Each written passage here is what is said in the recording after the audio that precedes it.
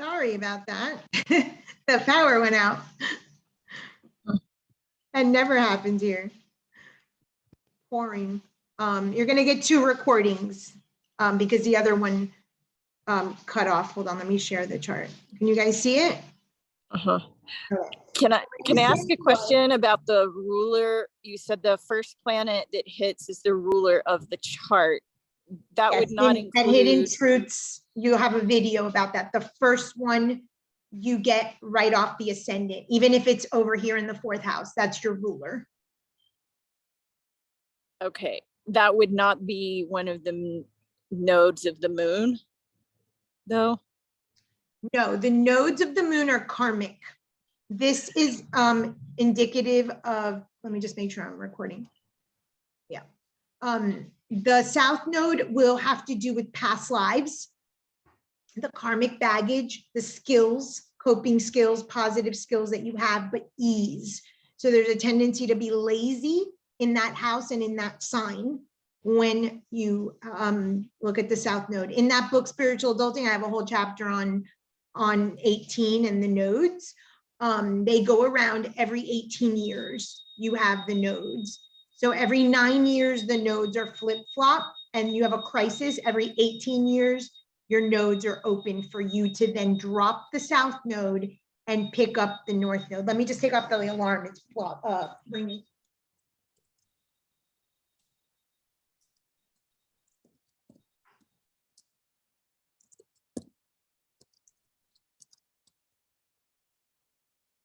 So karmically, the node, the sign and house of the north node is where your future would begin. That's usually, you get a nudge at 18. My personal opinion is that by 36 and a half, you start that road. But no, that is not the start of the chart. This is left over karmically. You have baggage there. A lot of people in that sign you will not see anymore. This might be your last lifetime with them.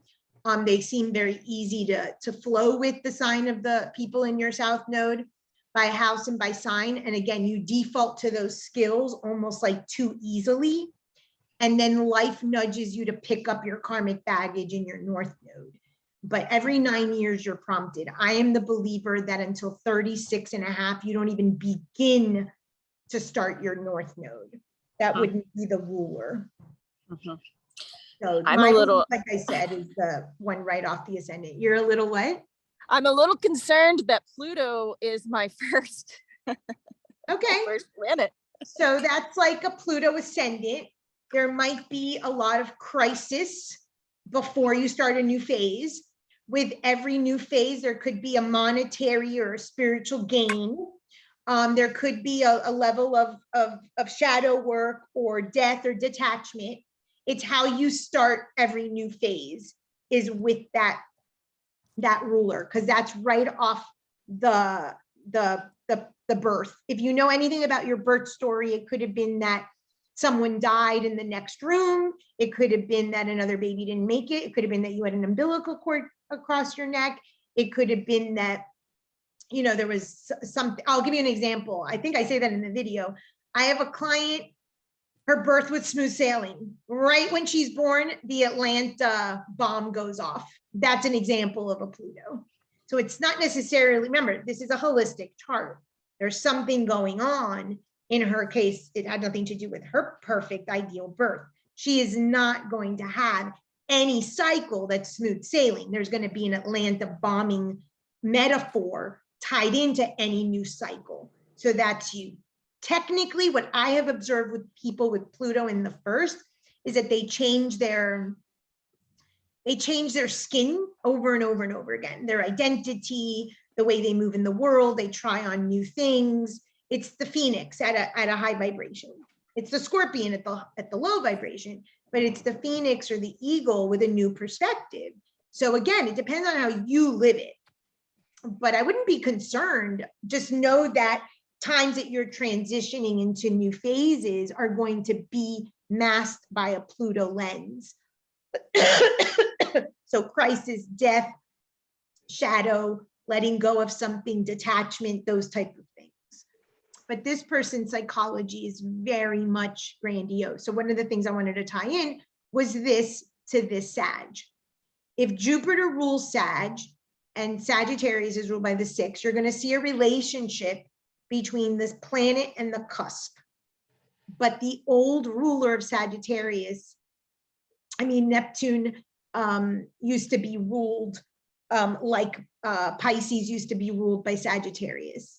So the psychology also of Neptune can be very Sag-like. So now the person has Sag or Jupiter-ish beginnings and the grandiosity or the escapism in their day-to-day Sagittarius, Neptune in Sagittarius. Pisces used to be ruled by Jupiter. You start to see a theme between the 1 and the 6 houses, themselves and their work, themselves and their day-to-day. They can't ever be just normal, let's say. Or Pisces, bottom of the ocean, because the Neptune is there. Sagittarius, Olympus. How does a person switch from being low, low, low to high, high, high? Where's the middle ground between their health, 1st house, 6th house, their diet, their mass, their personality, their day-to-day job? You start to see a relationship between the cusp and the planet, or the ruler, or the planet that starts it off, and the cusp. So now we're layering again. Does that make sense? Okay. Okay, so the last thing I want to cover today is the houses in terms of the elements. So now we know that the 1st house is naturally ruled by Aries. So this person's Cancerian nature at the root is an I am house, an Aries, a trailblaze. They're going to move into the world very Cancer, because that's the ascendant, very Sagittarius or Jupiter grandiose, because that's the ruler. The sun is there, very me, but again, passive aggressive, hidden, maybe very sweet, very, very kind and people pleasing with the moon. We see that. Now, what element is the 1st house?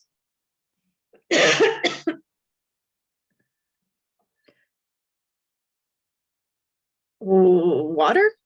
No, fire. Aries, Fire. fire. So the fire houses are the 1, the 5, and the 9. So now add another layer of that element to the person.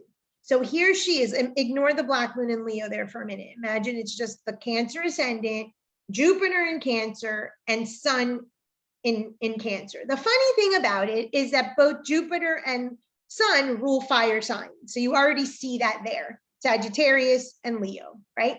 So you already see a layer of fire.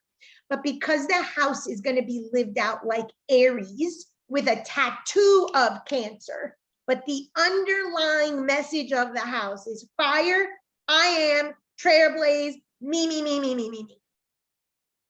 And then she lives it out in the cusp of Cancer. I tell you it's about you, but it's really about me. I swallow you because I love you so much, but it's really about me. And add to that fire. So all this water is boiling up. It's really fire. The 5th house, you've got Uranus. Uranus is somebody in the 5th who's a trailblazer. So you get the similar meaning of the 1, the 5, and the 9 are going to have a similar meaning. The Aries fire, I told you guys, is like a match that's in your video. The Leo fire is more like a candle, and the Sagittarius fire is more like a torch. So the chart tells a story. It's another version of how you can look at the chart. You can look at the 1, the 5, and the 9. So her story of fire houses is what I just said. It's about me, me, me, but I put it in the guise of you. The 5th house is about clandestine lovers, individuation. It's an individuation house. It's about me. It's all the childhood house. So I have to be an individual. I have to trailblaze. I have to find my way in the world, my original way. So here I sell it to you as if it's you. And here's Black Moon in Leo, which is all about herself. Here again, This house that's a water house, I make it about the lover, many lovers, because it's Uranus. This isn't someone who's going to conform to sort of conforming relationships, even though she's a Libra moon. But she's going to do it in an original way, her business, her life, her children, her way. No one's going to tell her what to do. And then the 9th house, which is ruled by Pisces, is her 9th house of teaching, of universal consciousness, of traveling abroad. So maybe she puts her traveling abroad to meet her own needs, to make it about you or the other through a spiritual lens, Pisces, or through a codependent lens, or through a lens of addiction, for instance. I'm going away to the retreat because I'm an addict and I need to go get help. I'm going to make our life better, but it's really about me. So you start to see another version of the lens, the 1, 5, 9 houses. Those are your fire houses. Your earth houses are your 2, your 6, and your 10. Your air houses are your 3, 7, 11. And your water houses, which are the subconscious houses, are the 4, the 8, and the 12. So it's another cluster. I'm going to show you my chart because I've got quite a bit in the 4 and the 8. I don't have anything in the 12, but it's enough to show you the theme. So I've got a lot in the 4th, and I've got a lot in the 8th. So when you see somebody that has clusters, it's going to tell you a storyline. So that's why I'm very drawn to the subconscious. The 4th house and the 8th house are packed. So my water houses, already being such a double water, is water on top of water on top of water, and I'm drowning over here. So you start to see a thematic with the layers of the elements as well. Now this house is an earth house, and I've got a lot in the earth house too, the 2 and the 10, got sufficient in there. So now it's another layer that I'm going to live out those planets, but now with a water earth lens. And so it just gives you another view of the chart, and you can create a story around the different houses. Let's see. Can I ask a question about your chart, Frances? Sure. You don't. I noticed that your sun was at 29 degrees Pisces, which would be the last decanate in the last sign. Does that have any 23? special? It's 23 degrees. It is the last decanate, but it's 23. This is the seconds. The 29 is the seconds. 29, just so you know, I say this in one of the videos, is a critical degree. So things that are at 29 or at 0 are considered critical. It's kind of like having a cardinal, that sign being like a cardinal aspect that's very like crisis oriented. Mine is 23 degrees. Did I explain to you how you get your number of your sun? Did I say No. that? I thought I said that on the first day, but I don't remember. Maybe. Okay. There's 30 days in every sign. I was born on the 23rd day of Pisces in 1973. That's why it doesn't always have the same start date and end date. So April 20th, for instance, my mom's birthday, she was born at 0 degrees. That morning was Aries. That afternoon when she was born was Taurus. That's one of the reasons why, especially for people that are on the cusp, the birth time matters. And so April 20th started, but I don't know about this year, but I'm saying this year, April 21st could start Taurus. So it's not always the exact dates. The chart is perfect. But I was born on the 23rd out of 30 days of Pisces in that year. That's where you get your degrees. And my sun and my moon were exactly at 23 degrees on the day of my birth. It's like the only thing I've got going on in the chart that makes any sense. So at least I got that going for me. So what are the seconds? You said that the second number are seconds? Yeah, the seconds on the clock. So we're not going to do transits until level 3, but in your chart, in your app, you can go all the way to seconds. My astrology teacher, my first astrology teacher, he says, double Capricorn, very arrogant man, said that he knows his death date down to the seconds. He has looked at his chart and he knows exactly the second that he's going to die. Good for him. Those tweaks, when someone asks you when they should get married, for instance, you'll use these type of things, minutes, hours. People will ask you for when they should pick a birth date for their baby, a scheduled C-section, that kind of stuff. That's when you're using minutes, hours, seconds. But the chart, these are seconds. So you can tell when you're going to die? According to him, he believes that. I mean, he may be a very, very evolved soul, and I adore him, but he's also an extremely narcissistic, egocentric, double Capricorn. But he is an absolute genius, that man. He is ridiculously brilliant. So it's possible. I don't know. And since he hasn't told anyone, no one can prove him right or wrong. But that's what he used to say. So now we're seeing how much we can layer by houses, by crosses, by cusps, by elements, by levels of consciousness, by visual. I mean, this is like scratching the surface, and you're going to already see how much information you have about their personality, with the elements, with the planet coming off of their ascendant, with anything that's touching the cusp. I mean, there's just so much to see in someone's chart. Any questions? No? Okay. Keep studying, keep listening, keep coming and asking questions. You'll get 2 videos today since the power went out, and those will be uploaded shortly. And I'll see you guys on Monday. No one's been going on to the Facebook. No one's been going on to the Facebook, which is fine. That's there for you guys to chat, but bring your questions. And if, of course, you can't come, just, send the question, and then in Monday's class, I'll address it. Is there a recommended sequencing of the videos that you would recommend that we go through that would be helpful to pair with the coaching? Like, is there any particular things you'd recommend we view for next week? I would definitely go through the basics, because the basics, I talk about speed of planets, I talk about the signature, I talk about the elements, I talk about the houses. The crosses are in there.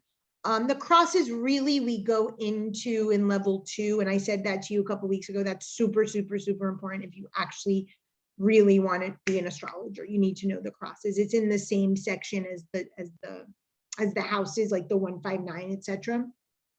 I would go through the astrology basics and really bring any questions that you have about that, so that I can help you. Once you get really grounded in that material, that's going to be really good at layering. Then when you watch each of the signs, now you're going to have that foundation. So I'm really, for these calls, really trying to hone in on those basics, and then we'll keep going. I mean, you guys are here forever. I'm a Cancer moon. I'm going to swallow you guys.